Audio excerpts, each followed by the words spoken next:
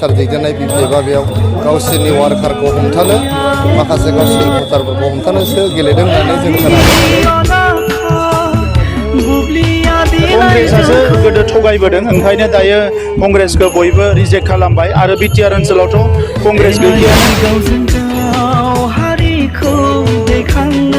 হাগ্ৰামা মহিলাৰ ডাঙৰীয়াই বহুত কথা কয়। এই কথাবিলাক আগতে হৈছিলে যেতিয়া 17 বছৰ তেখেতৰ শাসন চলি আছিলে। আজিকালি তেখেতৰ কথাবিলাক বাস্তৱত ৰূপায়ণ নহয়, কাৰণ তেখেতৰ যাদুৰ লাঠিডাল আৰু তেখেতৰ হাতত নাই আৰু সেই যাদুৰ লাঠিডাল ছিঙি গ'ল। ইয়াৰ পিছত আৰু তেখেতে লাঠিটো ঘূৰাই থাকিলেও কোনো যাদু নহয়। সেইকাৰণে নিৰ্বাচনত হাৰি আছে বাৰে বাৰে। নিজৰ টিমৰ মাজতো তেখেতসকলৰ ইউনিটি নোহোৱা হৈছে, বহুতে দল এৰি গুচি গ'ল। 82টো আপুনি যদি 8 আৰু 2 প্লাছ কৰি দিয়ে 10,000ও পাব পাৰে। 82,000 কৈছে তেখেতে, কিন্তু 8+2 কিমান হ'ব? 10 হ'ব। আৰু 10টো যদি হয় তো 10ৰ পিছত 3টা শূন্য আছে, এটা শূন্য কাটি দিলে আৰু 100 ভোট পাব পাৰে। গতিকে মই এতিয়া নকওঁ, এতিয়া পিছত আপোনালোকে গম পাব।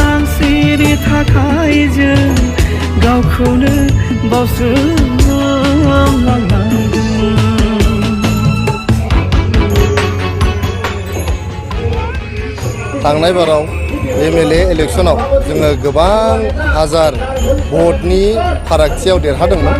एबार जोङो आरो बांसिन भटनि फारागथियाव बेयाव देरहागोन।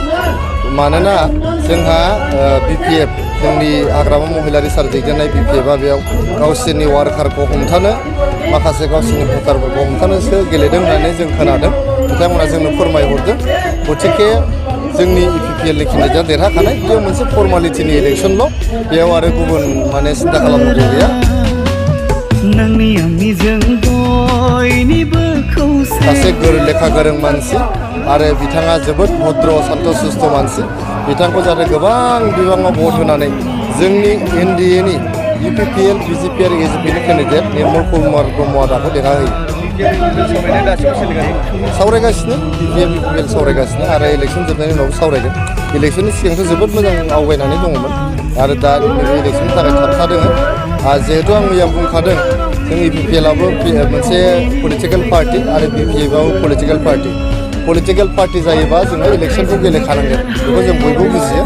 गतिके जोंनि बड'लेण्ड ओनसोलनि इयुनखौ नायनानै, जोंनि बर' माहारिनि राजखान्थियारि इयुनखौ नायनानै जोङो इलेक्सन जोबबानो बिपिएफ आरो इपिपिएल सावरायनायखौ जागायफिनगोन।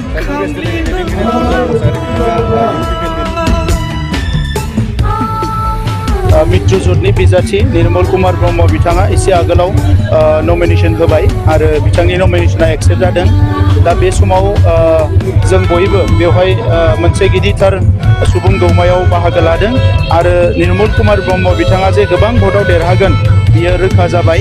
रायजो राजाफ्रा दिनै इउपिपिएल दोलोनि खामानि मावनायखौ जोबोद मोजां मोनदों आरो बेजों लोगोसे आसामाव इउपिपिएल बिजेपि आरो एजिपिनि सरकार, बिटिआरआव इउपिपिएल आरो बिजेपिनि सरकार आरो लोगोसे बे हान्जाफोरनि खामानि मावनायखौ रायजो राजाफ्रा मोजां मोनदों आरो ओंखायनो दिनै हाजार हाजार रायजो राजाफ्रा नमिनेसन पेपार गथायनायाव बाहागो लाफैदों आरो दिनै रोखा जाबाय जे बिथाङा गोबां भट लानानै देरहागोन आरो फैबाय थानाय समाव सिडली समष्टि रायजो राजानि थाखाय अराय सम बिथाङा खामानि मावलांगोन।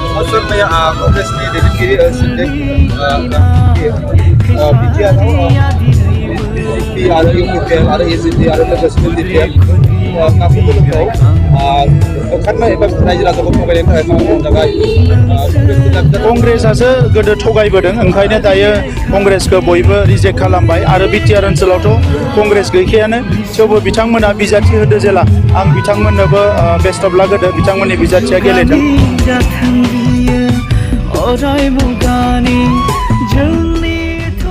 হাগ্ৰামা মহিলাৰী ডাঙৰীয়াই বহুত কথা কয়। এই কথাবিলাক আগতে হৈছিলে যেতিয়া 17 বছৰ তেখেতৰ শাসন চলি আছিলে। আজিকালি তেখেতৰ কথাবিলাক বাস্তৱত ৰূপায়ণ নহয়, কাৰণ তেখেতৰ যাদুৰ লাঠিডাল আৰু তেখেতৰ হাতত নাই আৰু সেই যাদুৰ লাঠিডাল ছিঙি গ'ল। ইয়াৰ পিছত আৰু তেখেতে লাঠিটো ঘূৰাই থাকিলেও কোনো যাদু নহয়। সেইকাৰণে নিৰ্বাচনত হাৰি আছে বাৰে বাৰে। নিজৰ টিমৰ মাজতো তেখেতসকলৰ ইউনিটি নোহোৱা হৈছে, বহুতে দল এৰি গুচি গ'ল। 8 আৰু 2 প্লাছ কৰি দিয়ে 10,000ও পাব পাৰে। 82,000 কৈছে তেখেতে, কিন্তু 8+2 কিমান হ'ব 10 হ'ব আৰু 10টো যদি হয় তো 10ৰ পিছত 3টা শূন্য আছে এটা শূন্য কাটি দিলে আৰু 100 ভোট পাব পাৰে গতিকে মই এতিয়া নকওঁ এতিয়া পিছত আপোনালোকে গম পাব एमएलए दंमोन बेयाव थांनाय बाराव एमएलए इलेक्सनाव जोङो गोबां हाजार भटनि फारागथियाव देरहादोंमोन एबार जोङो आरो बांसिन भटनि फारागथियाव बेयाव देरहागोन मानोना जोंहा बिपिएफ जोंनि हाग्रामा महिलारि सार्टिफिकेटनाय बिपिएफआ बेयाव गावसोरनि वार्कारखौ हमथानो माखासे गावसोरनि भटारफोरखौ हमथानोसो गेलेदों होननानै जों खोनादों बिथांमोना जोंनो फोरमायहरदों गतिके जोंनि इपिपिएलनि केन्डिडेटआ देरहाखानाय बेयाव मोनसे फर्मालिटिनि इलेक्सनल' बेयाव आरो गुबुन माने सिन्था खालामनांगौ गैया ओंखायनो रायजो राजाफोरखौ आं खावलायहरदों एसे लेखा गोरों मानसि आरो बिथाङा जोबोद भद्र सान्त शिष्ट मानसि बिथांखौ जाहाथे गोबां बिबाङाव भट होनानै जोंनि एनडिएनि इउपिपिएल बिजेपि आरो एजिपिनि केन्डिडेट निर्मल कुमार ब्रह्मआ दाखौ देरहाहोयो सावरायगासिनो सावरायगासिनो आरो इलेक्सन जोबनायनि उनाव सावरायगोन इलेक्सननि सिगांथ' जोबोद मोजां आवगायनानै दङमोन आरो दा इलेक्सननि थाखाय थाबथादों जिहेतु आं मैया बुंखादों जों इउपिपिएलआबो मोनसे पलिटिकेल पार्टि आरो बिपिएफआबो पलिटिकेल पार्टि जायोबा जोङो इलेक्सनखौ गेलेखानांगोन बेखौ जों बयबो बुजियो गतिके जोंनि बड'लेण्ड ओनसोलनि इयुनखौ नायनानै जोंनि बर' माहारिनि राजखान्थियारि इयुनखौ नायनानै जोङो इलेक्सन जोबबानो बिपिएफ आरो इउपिपिएलनि सावरायनायखौ जागायफिनो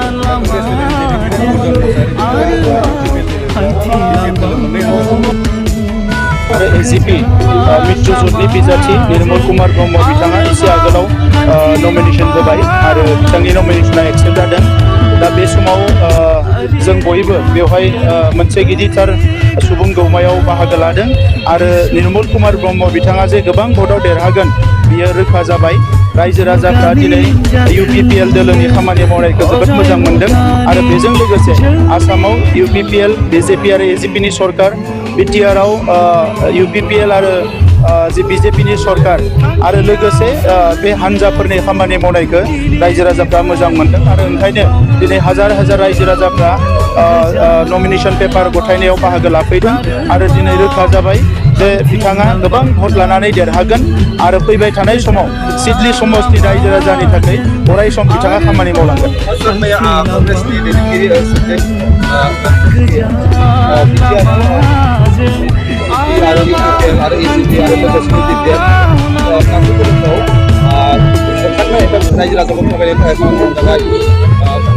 कंग्रेसआसो गोदो थगायबोदों ओंखायनो दायो कंग्रेसखौ बयबो रिजेक्ट खालामबाय आरो बिटिआर ओनसोलावथ' कंग्रेस गैखायानो थेवबो बिथांमोना बिजाथि होदो जेला आं बिथांमोननोबो बेस्ट अफ लाक होदो बिथांमोननि बिजाथिया गेलेथों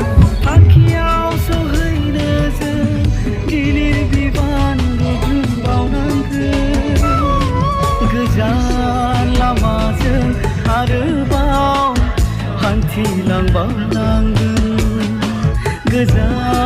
लामाजों आरोबाव हान्थिलांबावनांगोन गोजान लामाजों